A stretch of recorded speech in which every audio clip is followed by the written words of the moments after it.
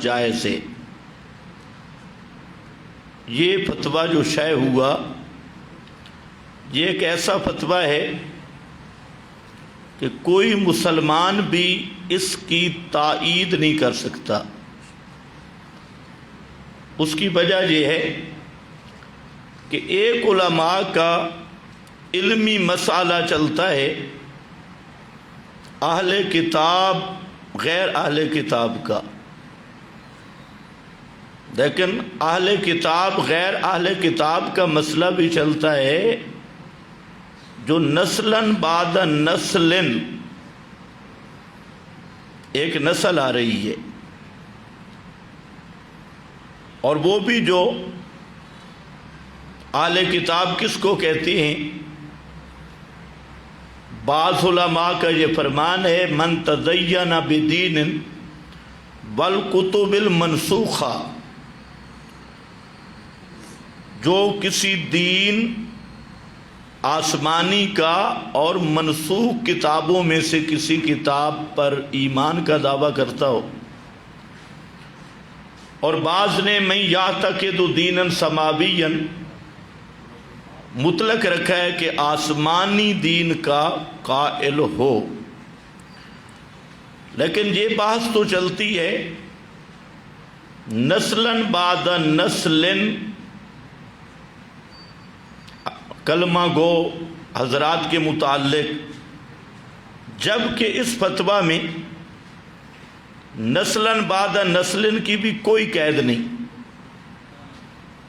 مطلقاً جو قرآن پاک کی تحریف کا قائل ہو، حضرت عائشہ پر معاذ اللہ تہمت کا قائل ہو، یعنی زنا کی تہمت کا، اس کو بیان کرنا بھی مشکل ہے، اور حضرت صدیق اکبر کی صحابیت کا منکر ہو، تو اس لڑکی سے نکاح جائز ہے۔ یہ اس اتنی جہالت پر مبنی فتویٰ ہے کہ اس طرح کہیں سے بھی تائید حاصل نہیں ہو سکتی۔ چاہیے تو یہ تھا کہ اس جاہلانہ فتویٰ سے رجوع کیا جاتا، بہتر یہی تھا۔ اب بھی ہم کہتی ہیں کہ ایک غلط فتویٰ ہے، اس سے رجوع کر لو، لیکن بجائے رجوع کے بعض جاہل لوگوں نے اس فتویٰ کی تائید کرنا شروع کر دی۔ جی کفایت المفتی میں یہ لکھا ہے، جی امداد الفتاویٰ میں یہ لکھا ہے۔ بھائی کچھ شرم بھی ہوتی ہے، جو تمہارا فتویٰ ہے بے عین ہی ان الفاظ سے ذرا دکھاؤ ان حضرات سے، وہ تو بات ہی اور کر رہی ہیں، جس کی تمہیں ہوا بھی نہیں لگی۔ تو اب دو صورتیں ہیں، یا تو جو تمہارا فتویٰ ہے بے عین ہی اس کو ثابت کرو، اور سب سے پہلے کتاب و سنت سے، سلف سے۔ نہیں ثابت کر سکتے تو پھر رجوع کر لو، ضد کرنے کا کیا مطلب؟ اب بعض لوگ یہ تعویلیں کر رہے ہیں، جی وہ تو مفتی صاحب کا فعل ہے، دوسرے تو اس میں مجرم نہیں۔ تو بھائی میں اگر اپنے مدرسہ میں مفتی رکھوں اور وہ غلط فتوے دے تو اس کا ذمہ دار کون ہوگا؟ جب ذمہ دار میں ہوں، مدرسہ میرا ہے، اور میرا مفتی غلط فتوے دے رہا ہے، اور صرف ایک فتویٰ نہیں، اس مفتی کے میں نے جمع کیے 50 سے زائد فتوے غلط ہیں، جو سری اشاعت التوحید کے مشن اور کتاب و سنت کے بھی معارض ہیں۔ تو فتویٰ کوئی خالہ جی کا گھر نہیں ہے کہ جو جاہل بیٹھ کے فتویٰ لکھنا شروع کر دے۔ تو میں اب بھی مشورہ دوں گا، قبل اس سے کہ میں ان فتووں کو منظر عام پہ لاؤں، میرا اب بھی مشورہ ہے کہ اپنی روش پہ غور کر لو، اور کم از کم فتویٰ شائع کرتے ہوئے کسی سمجھدار عالم، اشاعت التوحید کے مفتی کو دکھا بھی لیا کرو۔ جیسے میں نے پہلے عرض کیا کہ یہ جو چند لوگ ہیں یہ کہتے اشاعت التوحید کے ہیں، لیکن کھوپڑیاں ان کی اہل بدعت والی ہیں۔ اور ان کی چکی اہل بدعت کی چلتی ہے دماغ میں. تو بہرحال اس کے لیے میرے پاس الحمدللہ جو دیکھنا چاہے سب کتابوں سے بھی دکھاؤں گا. 241 فتاوی موجود ہے. 241 فتاوی اس فتویٰ کے خلاف جو مفتی صاحب نے دیا.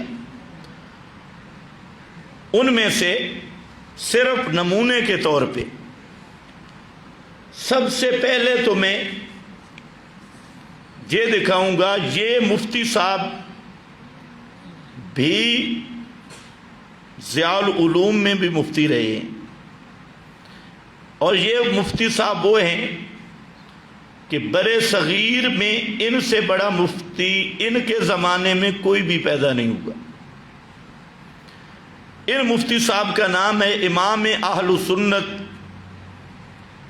شیخ التفسیر والحدیث حضرت علامہ مفتی محمد حسین شاہ نیلوی،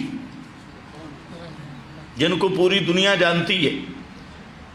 اور مفتی رشید احمد صاحب لدھیانوی جامعۃ الرشید والے، وہ فرمایا کرتے تھے کہ نیلوی شاہ صاحب سے بڑا مفتی پاک و ہند میں نے نہیں دیکھا، اور اس میں کوئی شک بھی نہیں.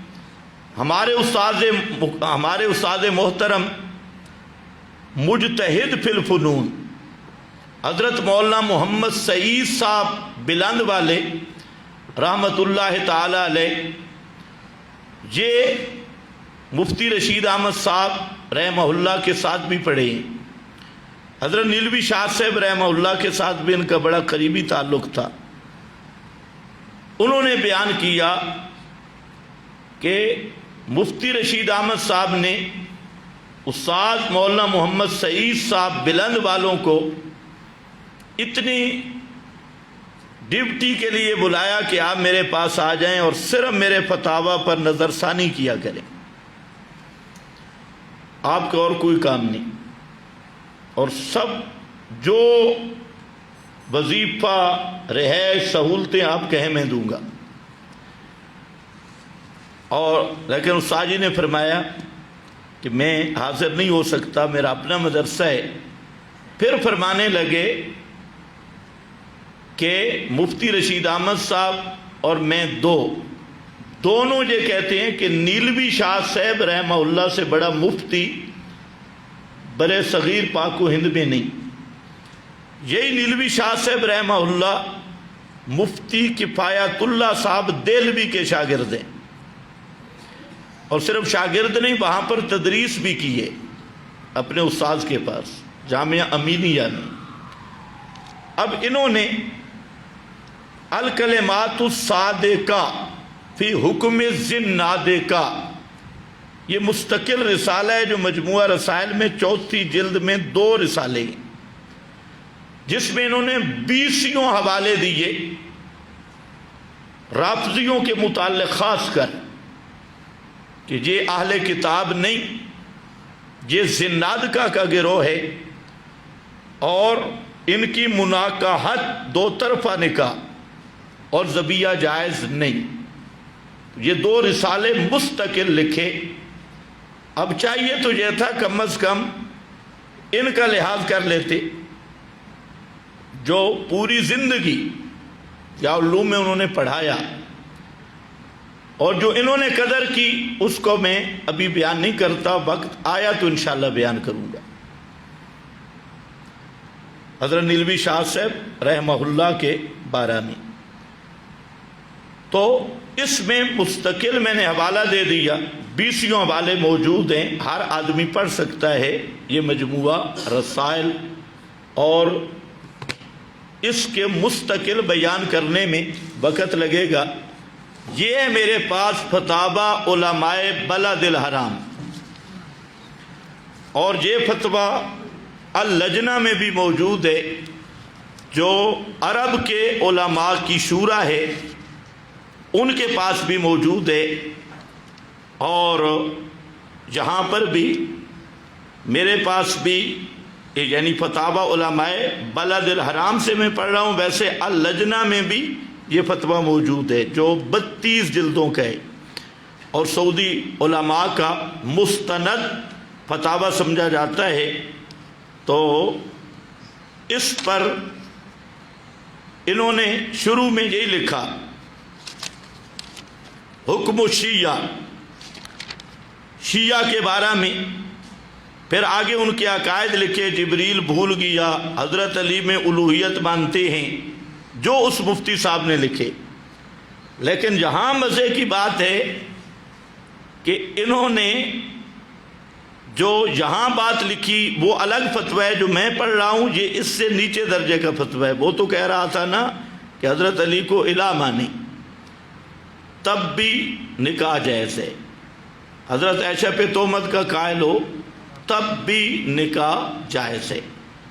یہاں انہوں نے اتنی بات لکھی کہ جو شیعہ یا علی یا حسین کہتی ہیں، اور یہ عقیدہ ہے کہ وہ سنتے ہیں یا علی یا حسین، تو ان کے بارے میں کہتے ہیں کہ اذا کان الواقع کما ذکرت من دعائہم علی والحسن والحسین فہم مشرکون شرکن اکبر۔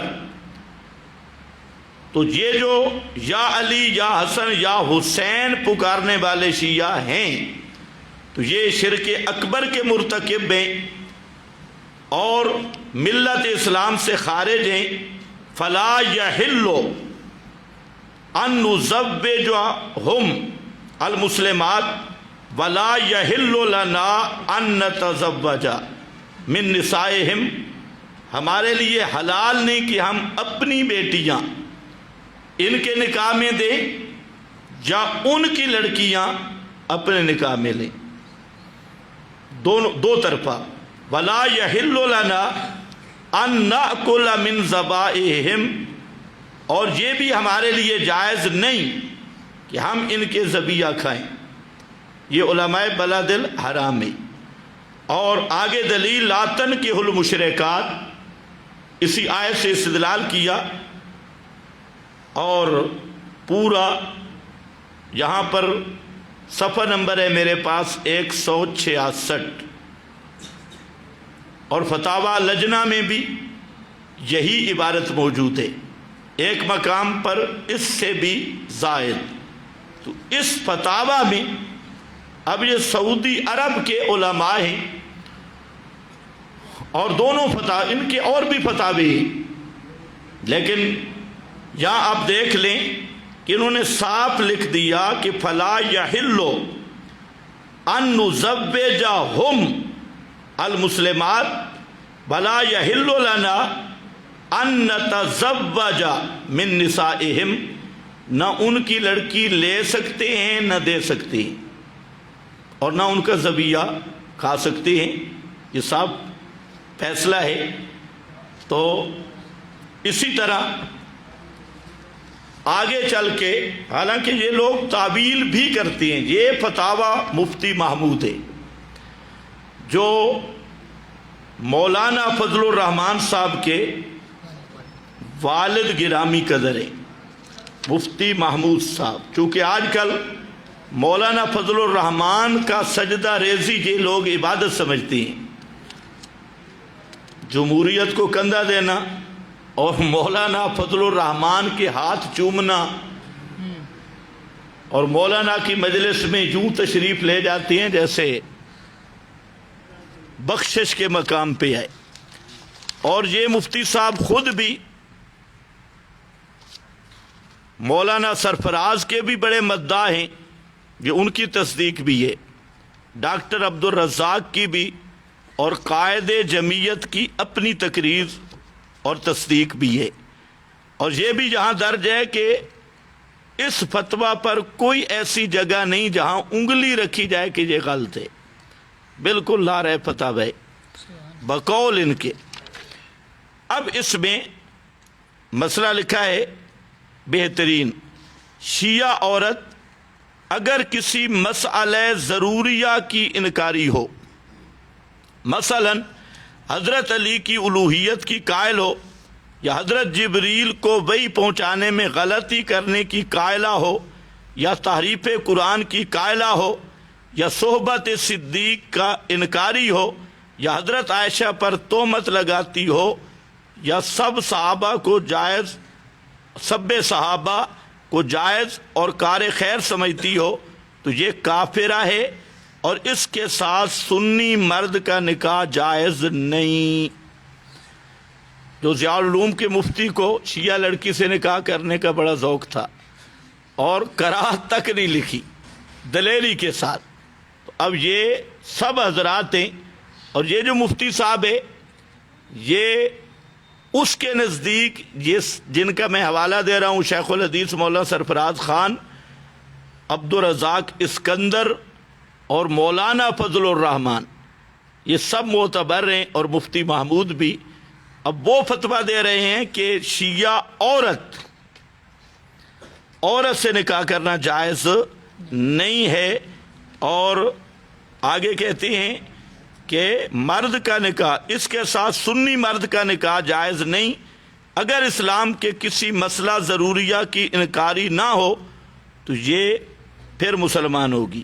اگر ان چیزوں کی قائل ہے جو مفتی صاحب نے لکھی ہیں، یہ صفحہ نمبر 258 ہے فتاوی مفتی محمود کا۔ اس کے اور جگہ پہ بھی انہوں نے مسئلہ لکھا ہے شروع میں۔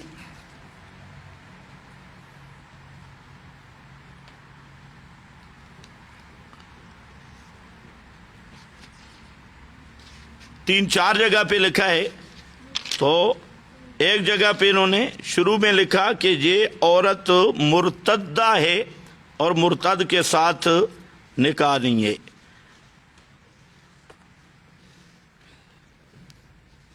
جو شیعہ امور دین میں سے کسی مسئلہ ضروریہ کا منکر ہو، مثلاً الوہیت حضرت علی کا قائل ہو، یا صحبت صدیق کا منکر ہو، یا تحریف قرآن کا قائل ہو، یا جبریل کے وحی لانے میں غلطی کا قائل ہو، افک عائشہ کا قول کرتا ہو، وہ کافر ہے، اس کا ذبیحہ حرام ہے۔ اور ظاہر بات ہے اہل کتاب کا ذبیحہ حلال ہے، یہ کہہ رہا ہے اس کا ذبیحہ حرام ہے، اور مسلمان لڑکی کا اس کے ساتھ نکاح ناجائز ہے۔ یہ صفحہ نمبر 246 اور 247 ہے۔ تو یہ تو ان کے تین چار مفتی ہیں۔ یہ فتاوی عزیزی ہے جو شاہ عبدالعزیز، جو سب سے بڑے اہل تشیع پر ریسرچ کرنے والے حضرات ہیں، ان میں حضرت شاہ عبدالعزیز رحمۃ اللہ تعالی علیہ کا اول نمبر ہے۔ تو شاہ صاحب نے بھی اپنی اس فتاوی میں صاف لکھا ہے، ایسے عقائد لکھ کر کہ ایسی عورت وہ مرتدہ ہے اور اس کے ساتھ نکاح نہیں ہے۔ یہاں پر یہ صفحہ نمبر ہے 412، جس میں شاہ سے فرماتے ہیں کہ حضرت عائشہ کا کاذب بلا شبہ مرتد ہے۔ جو حضرت عائشہ رضی اللہ تعالی عنہ پر تہمت لگاتا ہے بلا شبہ مرتد ہے، اس کو حاکم کے پاس لے جانا چاہیے، جب گواہوں سے ثابت ہو جائے کہ فی الواقع اس نے قذف کیا ہے تو اس کو قتل کرنا چاہیے۔ حضرت شاہ عبدالعزیز فرماتے ہیں یہ مرتد ہے اور اس کو قتل کرنا چاہیے، اور مفتی صاحب نکاح کرنے کے لیے تیار ہیں، اور لوگوں کو مشورہ دے رہے ہیں کہ ایسی خنزیرنی کو اپنے نکاح میں لے آؤ اور اپنے گھر میں رکھو۔ پتہ نہیں یہ غیرت کیسے گبارہ کر رہی ہے۔ یہ شاہ عبدالعزیز محدث دہلوی، یہ فتاوی محمودیہ ہے۔ اور مزے کی بات ہے کہ یہ آدمی ہے بھی بڑا عقائد میں ڈھیلا، لیکن قربان جاؤں اس مفتی پر کہ اس سے بھی آگے نکل گیا ڈھیلا پن میں۔ تو یہ موجودہ دارالعلوم دیوبند کا مفتی ہے، اس میں اس نے 3 مقام پر یہ مسئلہ لکھا ہے اور بہترین انداز میں لکھا ہے۔ 3 مقام پر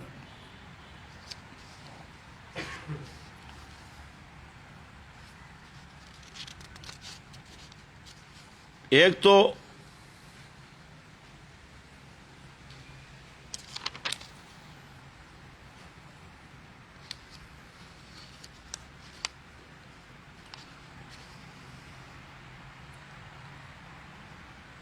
وَهَؤُلَاءِ الْقَوْمُ خَارِجُونَ عَنْ مِلَّةِ الْإِسْلَامِ وَأَحْكَامُهُمْ أَحْكَامُ الْمُرْتَدِّينَ۔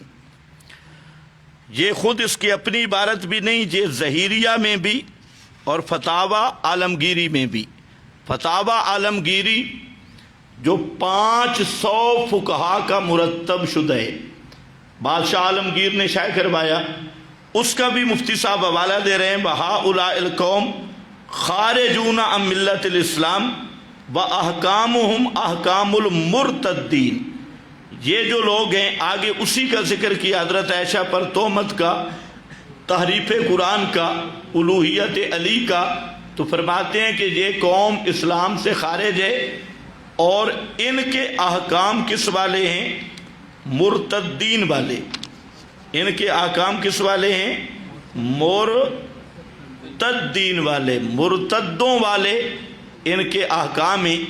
تو اب یہ مفتی صاحب صاف لکھا ہے، اور اسی میں مفتی صاحب نے یہ بھی لکھا ہے کہ جو حضرت عائشہ پر تہمت لگاتا ہے جبریل کہ غلطی کرنے کا قائل ہے، تحریف قرآن کا قائل ہے، تو اس کے یہاں کھانا پینا آنا جانا قطعاً ناجائز ہے۔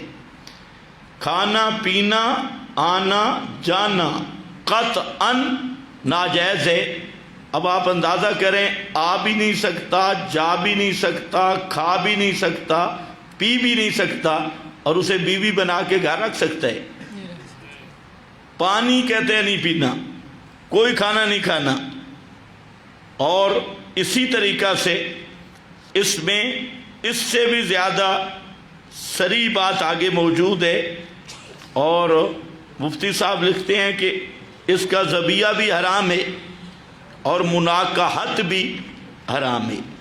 اسی طرح البحر الرائے کے جو فقہ حنفی کا سمجھو ایک بہت بڑا فتاوی، کنز کی شرح بھی ہے، اور البحر الرائق میں احکام المرتدین کے تحت انہی عقائد کا ذکر ہے۔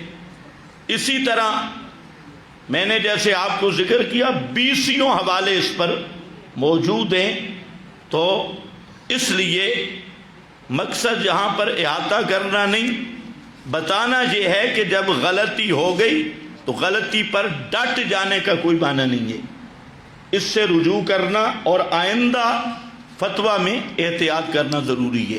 اور جو دوسرے غلط فتاوی ہیں ان کو بھی میرا خیال ہے کہ دیکھ لینا چاہیے کہ کل پھر ہم اگر عرض کریں گے تو شکایت ہوگی، پھر کہتے ہیں جی آپ سختی کرتی ہیں، تو آپ خود اندازہ کریں بھئی تم نے کون سی نرمی کی کہ تمہیں یہ لکھتے ہوئے شرم نہیں آئی کہ جو حضرت عائشہ پر زنا کی تہمت لگائے اس کو گھر میں بیوی بنا کے رکھو، یہ لکھتے ہوئے تمہارے ہاتھ نہیں کانپے؟ اب ایسے کے خلاف اگر ہم سخت جملہ، کون سا میں نے سخت کہا، کون سی گالی نکالی؟ یہ اعتراض ہے۔ ادھر وہ کدھر گیا؟ ادھر جو پہلا کاغذ ہے اس پہ کسی نے اس کو پورا ہونے دو۔ آپ نے ڈسکو خطیب کہا، ہاں یہ بڑی گالی ہے کہ آپ نے خطیب کو ڈسکو کہا، تو آپ خود دیکھ لیں، میں تو کچھ نہیں کہتا۔ اور یہ بھی یاد رکھو، اس پر میں 10 سے زائد گواہ اب بھی پیش کر سکتا ہوں کہ یہ جو ڈسکو خطیب کا لقب ہے، اس خطیب کو حضرت نیلوی شاہ صاحب نے دیا ہے، اور ہم نے ان کانوں سے سنا ہے۔ تو یہ گالی میں نے نہیں دی، یہ لوگ خواہ میرے پیچھے لگے، میں لفظ للڑ بولتا ہوں، ان کو بہت تکلیف ہوتی ہے۔ حضرت شیخ القرآن کا دورہ سن لیں، حضرت شیخ القرآن ان واہیاتیوں کو للڑ کہتی ہے، اور للڑ دیوبندیوں۔ اب جب میں للڑ کہتا ہوں ان کو گالیاں کہتے ہیں، بڑی گالیاں نکالتا ہے۔ تو یہ ڈسکو خطیب میری اصطلاح نہیں ہے۔ اگر میری گفتگو سے تمہیں تکلیف ہوئی ہے تو ہم اس لفظ سے معذرت بھی کر لیں گے، لیکن میں تو حکایت کر رہا ہوں ڈسکو خطیب۔ اور اگلا جملہ جو حضرت نیلوی شاہ صاحب رحمہ اللہ فرماتے تھے وہ میں اب بھی رعایت کر رہا ہوں، اگر کوئی مجلس میں پوچھے گا بتا دوں گا کہ نیلوی شاہ صاحب ڈسکو کے ساتھ اگلا جملہ کیا کہتے تھے۔ تو بہرحال یہ ڈسکو خطیب اگر یہ گالی ہے تو یہ میں نے نہیں دی، یہ حضرت نیلوی شاہ صاحب کا منتخب کردہ لقب ہے، اور حضرت بہترین القاب دیتے تھے۔ احمد رضا کو کہتے تھے رنجو خان، جو ان کا شاگرد ہے اسے پتہ ہے رنجو خان۔ میں نے الحمدللہ 2 دورے حضرت نیلوی شاہ صاحب رحمہ اللہ سے پڑھے ہیں۔ تو رنجو خان، مرزا قادیانی کو کہتے تھے مرزا گاما، مرزا گاما۔ عبدالشکور ترمذی کو کہتے تھے تارمزی، اور ماسٹر اکاڑوی کو کہتے تھے ماسٹر کاڑا، کاڑا جہنم میں کر رہا ہوگا کاڑا۔ تو بھائی، اور اس کو کہتے تھے ڈسکو خطیب، اور ایک اور جملہ تھا جو ابھی نہیں کہتا۔ اچھا جی، بعض لوگ کہتے ہیں آپ بندیالوی صاحب سے صلح کر لیں، تو ہماری لڑائی کون سی ہے؟ کون سی لڑائی ہے بھائی؟ دیکھیں، بات تو ہے مسئلہ کی۔ جو غلط فتویٰ دیا یا غلط بیانات دیں، تقریروں میں جھوٹ بولتے ہیں بزرگ، وہ بھی تقریباً کافی سارے ہیں۔ میں نے پوری کاپی تیار کی ہے مظالم الخطباء، جو خالصتاً تقریروں میں خطباء جھوٹ بولتے ہیں۔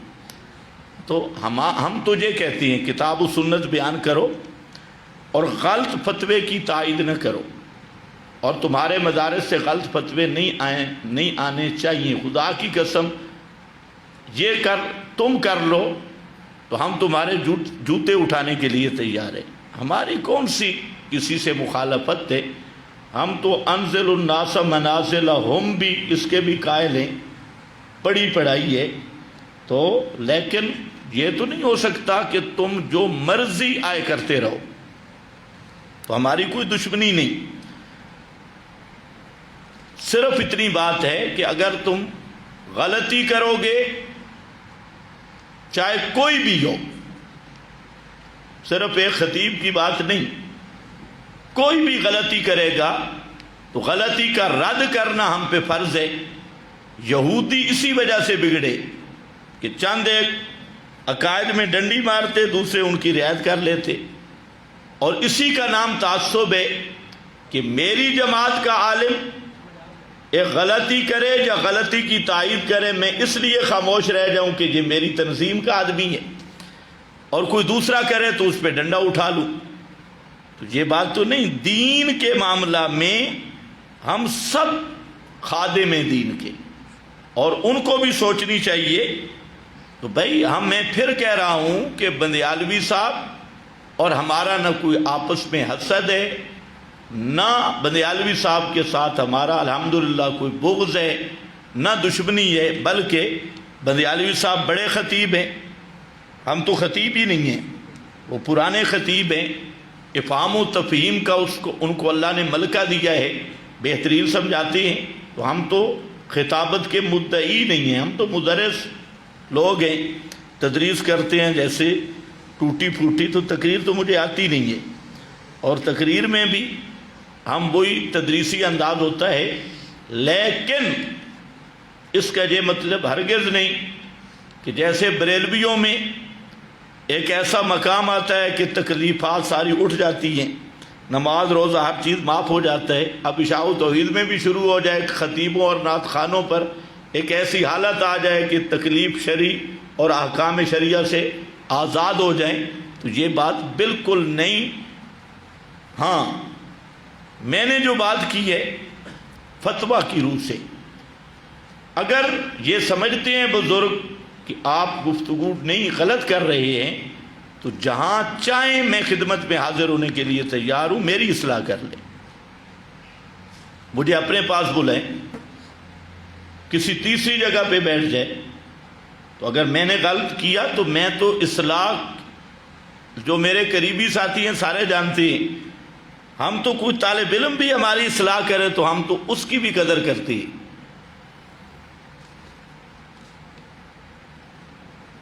اگر آپ بندیالوی صاحب سے اس مسئلہ پر گفتگو کریں بہت اچھی بات ہے، آپ ان کو تیار کرو، ہم ہر وقت اس خدمت کے لیے تیار ہیں۔ افہام و تفہیم ہو، اگر ہمیں غلطی لگی وہ اصلاح کر دیں، اگر ان کو غلطی لگی تو ہمارا حق بنتا ہے اصلاح کرنے کی۔ اب دیکھو مصلے پہ شیخ الحدیث کھڑا ہوتا ہے اور پیچھے ایک طالب علم لقمہ دیتا ہے، تو جو اگر شیخ الحدیث صحیح ہے تو اس کو کبھی غصہ آیا ہے کہ تو کون ہوتا ہے؟ تو میں کہتا ہوں کہ ایسے غلط فتوے شائع نہ کرو، ورنہ یہ بھی سن لو اگر غلطی پہ ڈٹ گئے نا تو ہم بھی چھوڑنے والے نہیں ہیں۔ ایک آدمی تھا، اس نے نمازیں پڑھنی شروع کر دی تو اس کے ڈنگر مرنے شروع ہو گئے۔ مشہور کہاوت ہے، ڈنگر مر گئے تو ایک اونٹنی کا چھوٹا سا توڑا بچ گیا۔ تو وہ رینگا، اس نے کہا کھڑا ہے رینگ نہیں، تو 2 نفلوں کی مارے۔ ہم نے الحمدللہ کفر اور شرک کے بڑے بڑے سرغنوں کو نانی یاد دلا دی، تو پھر توڑے شورے کچھ نہیں ہیں۔ بہتر یہ ہے کہ ہم دعا کرتے ہیں کہ ہماری زبانیں اہل بدعت، اہل شرک کے خلاف چلتی رہے، اور یہ مداہنین کے خلاف نہ چلے۔ ان کی اصلاح کا اللہ ہمیں موقع دے اور ان کی اصلاح ہو۔ کیا پوتا دادا کا وراثت میں حصہ لے سکتا ہے؟ جہاں سراجی کے سوال ہیں، یہ تو پہلے بتایا، جس نے فقہی مسئلہ پوچھنا ہے وہ دفتر میں تشریف لے آئے۔ اگر دنیا میں کسی جگہ پر اسلامی قانون نافذ ہو جائے تو مسلمانوں کے لیے کیا حکم ہوگا؟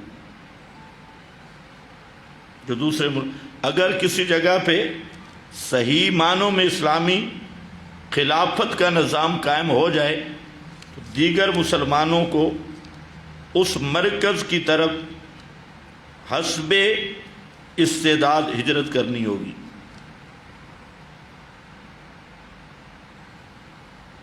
سپریم کورٹ نے فیصلہ دیا، سپریم کورٹ، ہائی کورٹ یا اس سے بھی کوئی اوپر کورٹ ہو، فیصلہ کتاب و سنت کا ہے۔ انگریزی قانون کا کوئی فیصلہ شرعاً نافذ العمل نہیں ہے۔ کیا قرآن کی تعویذ بھی شرک ہے؟ اب اللہ جانے اس نے کیا پوچھا ہے، میں نے تو بتایا نہیں۔ قرآن کا تعویذ ہے کیا؟ قل،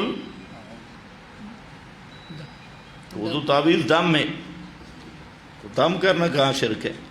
باقی قرآن لکھ کر گلے میں لٹکانے کے لیے نہیں آیا۔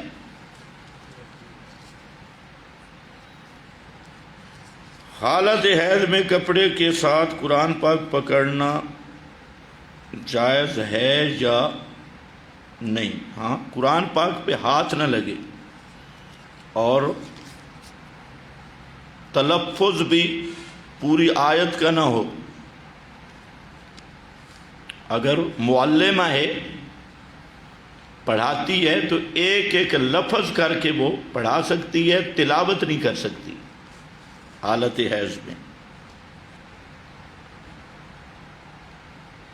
تعویذ فروش کے پیچھے نماز ہوتی ہے یا نہیں؟ بہتر تو ہے نہیں پڑھنی چاہیے، اللہ جانے وہ کیا لکھتا ہے۔ مشرکین کے ساتھ تعلق رکھنے کے متعلق شریعت کے روح سے کیا حکم ہے؟ بھائی دیکھیں، جو مسائل بار بار پوچھے گئے وہ سوال و جواب نیٹ پر موجود ہیں، ان مسائل سوالوں کا بار بار تکرار کرنے کا مقصد نہیں ہے۔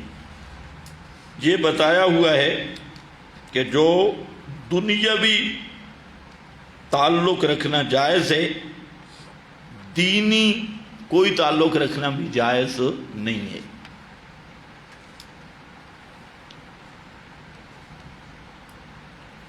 وہ لوگ جو ذکر بالجہر کرتا ہے، کیا فتویٰ ہیں؟ تو بدعتی ہیں اگر اور کوئی شرک نہیں کرتا۔ بھائی یہ درود وہ ہے جو پیغمبر کریم نے خود بتایا ہے، اور وہ 45 سیغے ہیں، 25 صحابہ سے مروی جو شروع ہوتے ہیں اللہم صلی علی محمد۔ یہ بزرگ جی سو گیا خواب میں فلاں دریا، تو یہ اول تو اس کا جھوٹ ہونا واضح ہے کہ طوفان آ گیا اور بزرگ کو نیند آ گئی۔ طوفان میں بھلا نیند آئی کیسے بزرگ کو؟ ادھر طوفان آیا، ادھر بزرگ کو نیند آ گئی، عجیب بات ہے۔ طوفان میں تو پہلے بھی ختم ہو جاتی ہے اور نیند میں بتایا۔ تو ہم کہتے ہیں جو درود جاگتے ہوئے پیغمبر نے صحابہ کو بتلایا وہ پڑھنا افضل ہے۔ اگر کسی آدمی کو کسی کمپنی میں کچھ عرصہ نوکری کرنے کے بعد، یہ وہی بات ہے، فقہی مسائل اور اس طرح کے مسائل جو ہیں وہ دفتر میں پوچھنے ہیں، ادھر صرف آپریشن والے مسائل پوچھے گئے۔ وآخر دعوانا